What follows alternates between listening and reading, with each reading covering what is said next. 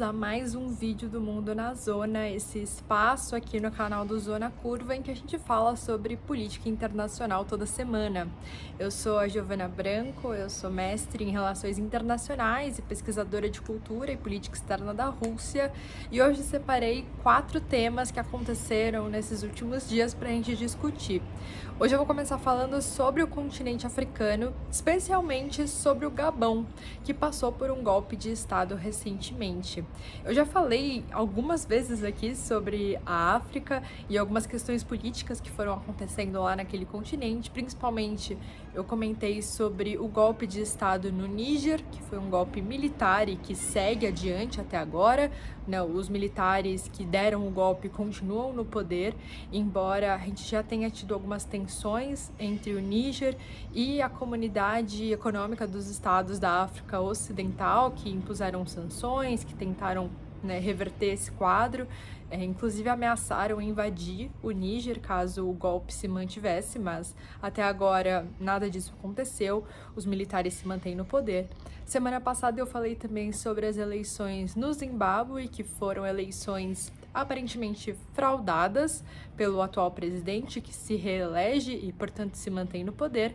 E hoje a gente vai falar sobre o Gabão, que também passou por um golpe de Estado recentemente e com características muito parecidas com aquelas que a gente viu no Níger há alguns vídeos atrás. Então, se você não sabe do que eu tô falando, volta alguns vídeos para dar uma olhada nesse assunto e se inteirar no que eu tô tentando explicar aqui. Mas a questão toda é que nessa região do Sahel, a gente já tinha comentado que passaram por alguns golpes de Estado, todos esses países dessa região, e golpes de Estado com características muito similares. De forma geral, eram todos países com influência francesa historicamente, muito por conta dos processos de colonização alguns anos atrás, que também tiveram algumas questões políticas. Então, todos esses países, por meio de manifestações, de revoltas populares, acabam se insurgindo contra essa influência francesa, principalmente contra o uso do francês como língua oficial. Então, a maioria dessas manifestações eram antifranceses, na sua maioria, e também, portanto, anticoloniais, querendo mais independência, defendendo a soberania dos países, a ideia de autodeterminação dos povos e querendo ou não de romper, de fato, esses laços coloniais.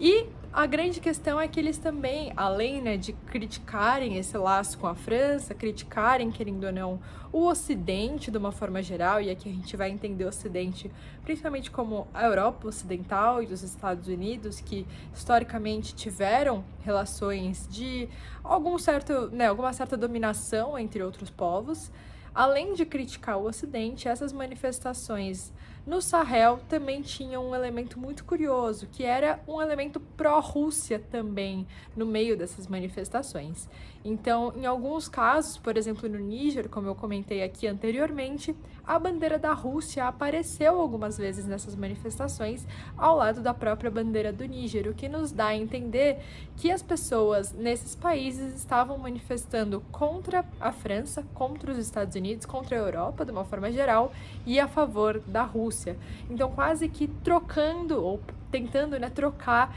essa influência histórica que essas grandes potências têm no continente africano.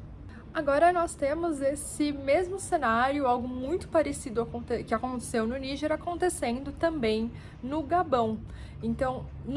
surge nesse questionamento se estaríamos vendo hoje um certo efeito cascata no continente africano. Será que nesses últimos anos nós tivemos agora realmente essa influência de golpes de Estado acontecendo nessa região, sendo contra o Ocidente, contra a França especificamente, anticoloniais, e também trocando essa esfera de influência justamente pela Rússia, que principalmente agora, com o atual cenário de conflito com a Ucrânia, é vista como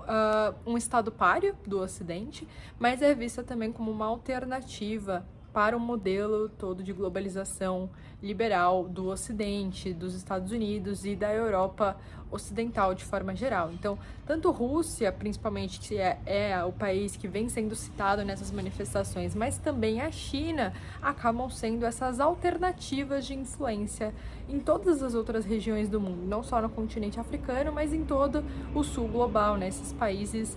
em desenvolvimento ou mesmo subdesenvolvidos que historicamente sofreram com algum tipo de influência das grandes potências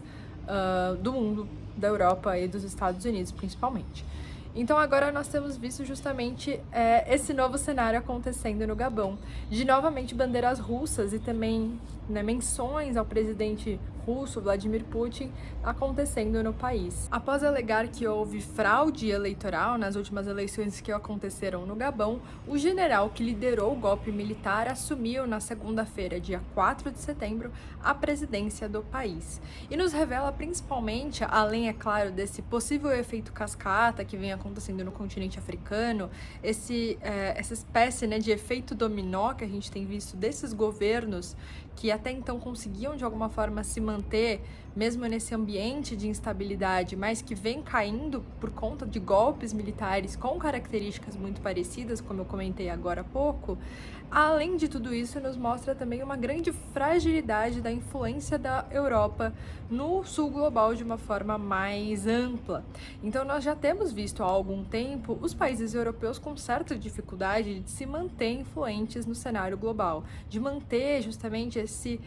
não apenas o status de grande potência, mas principalmente o seu poder de influenciar a decisão de países em desenvolvimento e subdesenvolvidos, especialmente aqui, é óbvio, a África, mas também na América Latina e no Sudeste Asiático, que são justamente concentrações desses países em desenvolvimento. A França também, especialmente, vai perdendo a sua influência ao longo do tempo, por conta dos processos de descolonização, mas agora, principalmente, vem perdendo ainda mais esse seu lugar central. Isso já tinha ficado muito claro com a própria guerra na Ucrânia, que a gente viu principalmente o presidente francês, o Emmanuel Macron, tentando diversas vezes exercer um papel de mediador, de ser justamente aquele representante de uma nação neutra, basicamente, ou pelo menos de tentar colocar Putin e Zelensky na mesa de negociação e sendo mal sucedido em todas essas tentativas. Então, nem o Putin, nem o Zelensky atualmente veem o Macron como esse moderador possível para o atual conflito. Eles não veem mais, nos países europeus, de uma forma geral, algum tipo de possibilidade de mediação, enfim, algum país neutro que pudesse assumir essa responsabilidade de ter influência também em alguma questão política no continente europeu, ou nesse caso, no continente africano. Então, a gente vê, além de tudo isso, além dessas tensões acontecendo no continente africano e de todo o processo político que dele decorre, também a perda de influência da Europa. Esse foi o vídeo de hoje, eu espero que vocês tenham gostado desses assuntos. Se você tem dúvidas sobre as explicações, deixa aqui nos comentários, e também se você tem sugestões de temas para as próximas semanas, também comenta aqui que eu sempre dou uma olhada. Muito obrigada e até o vídeo da semana que vem.